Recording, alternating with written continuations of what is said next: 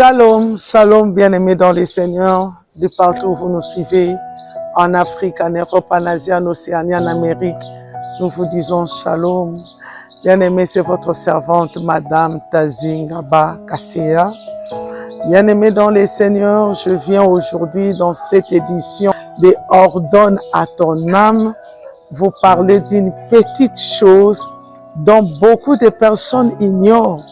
Mais c'est cette chose-là qui a ruiné la vie de beaucoup de gens. Évidemment, dans nos précédentes émissions, nous avons plus parlé des attachements, mais nous avons parlé des attachements au niveau de nos âmes. Aujourd'hui, nous parlons des attachements sur le plan physique. Bien aimé, tout le monde aujourd'hui cherche à avoir un carnet d'adresses. C'est-à-dire, tout le monde cherche à s'attacher avec n'importe qui, sans pour autant se rendre compte ou encore vérifier qui est cette personne. Est-ce qu'il faudrait réellement, à mes titres et qualités, m'attacher à de telles personnes? Bien aimé, beaucoup ignorent.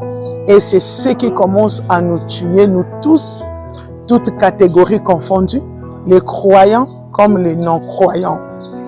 Bien-aimés, aujourd'hui, je vais vous parler de l'attachement physique. De partout où vous nous suivez, écoutez-moi très bien. L'attachement physique commence toujours par l'approche. Quand une personne veut s'attacher à toi, il va d'abord commencer par l'approche. Le premier pas à tous les attachements, ce sont des approches. Ne refusez pas des approches. Les approches ne sont pas mauvaises. Les approches sont très bonnes. Mais au-delà des approches, il y a des attachements.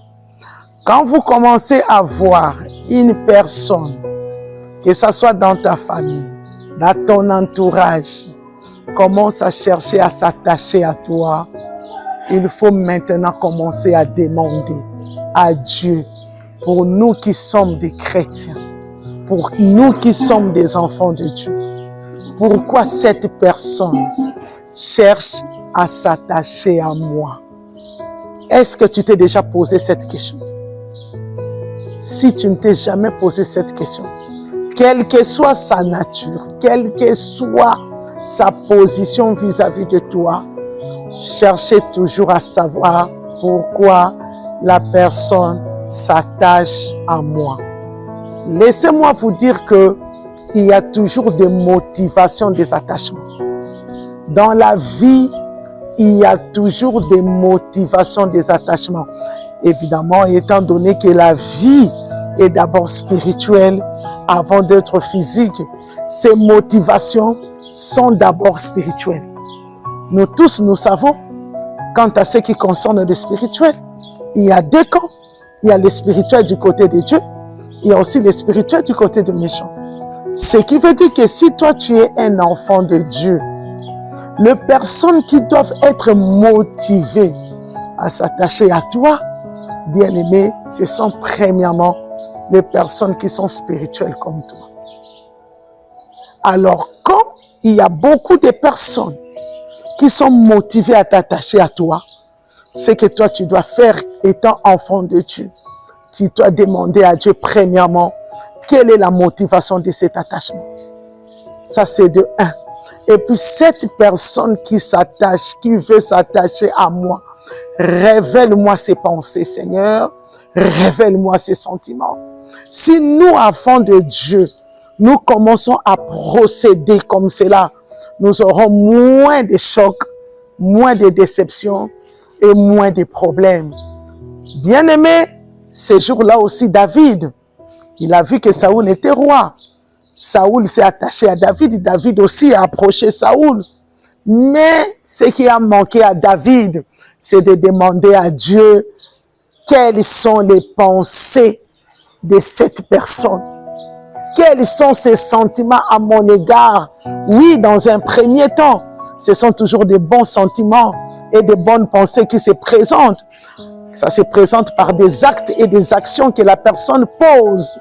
Mais la personne, L'être qui connaît mieux l'homme, c'est Dieu. C'est pourquoi nous, étant enfants de Dieu, ce que nous devons faire quand les personnes, les êtres nous approchent, ayons toujours l'habitude de demander à Dieu quelle est la motivation de cette approche et pour quelles sont les pensées de cette personne, même ses sentiments vis-à-vis de moi. Et Dieu finira toujours par nous révéler. Si Dieu te le révèle, qu'il a de mauvaises pensées, même si apparemment il est bon, il est gentil, détache-toi. Mais si Dieu te révèle, il a de bonnes pensées, il a de bons sentiments, dis à Dieu, préserve-moi cette relation, que le méchant n'entre pas. Est-ce qu'il t'est déjà arrivé de faire cette prière? Bien-aimé dans le Seigneur, ferme les yeux, on va prier avec moi. Mets ta main dans ton cœur et commence à répéter, Seigneur Jésus, me voici devant toi. Oh, je reconnais que je me suis attaché à beaucoup de personnes, mais j'ai commis une erreur de ne pas demander la motivation de cet attachement et quelles sont les pensées et les sentiments de ces personnes qui cherchent à s'attacher à moi. C'est pourquoi aujourd'hui je me répands.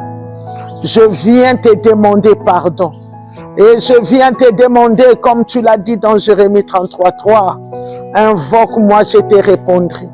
Et je t'annoncerai des choses cachées que tu ne connais pas.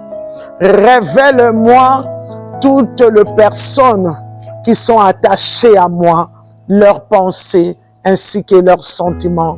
Et aide-moi, montre-moi comment continuer et marcher avec ces personnes. Au nom de Jésus-Christ. Amen, amen, amen. Bien-aimés, n'oubliez pas ce que je vous ai dit. Ça va vous sauver la vie. Que Dieu vous bénisse.